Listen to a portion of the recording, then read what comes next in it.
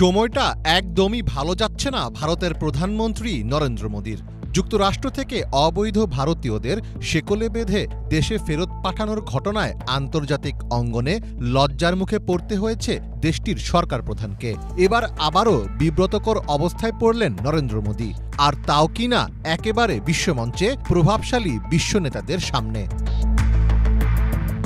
ফ্রান্সের প্যারিসে সোমবার থেকে শুরু হয়েছে 2 দিনের কৃত্রিম বুদ্ধিমত্তা বা এআই শীর্ষ সম্মেলন, যেখানে অংশ নেন 100টি দেশের রাষ্ট্রপ্রধান, শীর্ষ সরকারি কর্মকর্তা, বিভিন্ন প্রতিষ্ঠানের প্রধান নির্বাহী এবং বিজ্ঞানীরা।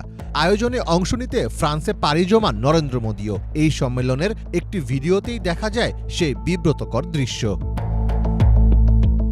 সোশ্যাল মিডিয়ায় ছড়িয়ে পড়া একটি ভিডিওতে দেখা যায় মার্কিন ভাইস প্রেসিডেন্ট জেডি ভ্যান্সের পাশে বসে আছেন নরেন্দ্র মোদী। একসময় সেখানে উপস্থিত হন ফরাসি প্রেসিডেন্ট ইমানুয়েল ম্যাক্রো। সবার সঙ্গে হাত বাড়িয়ে কুশল বিনিময় করছিলেন তিনি, কিন্তু তার সামনে বসে থাকা মোদী করমর্দনের জন্য হাত বাড়ালে তাকে পুরোপুরি এড়িয়ে যান ম্যাক্রো।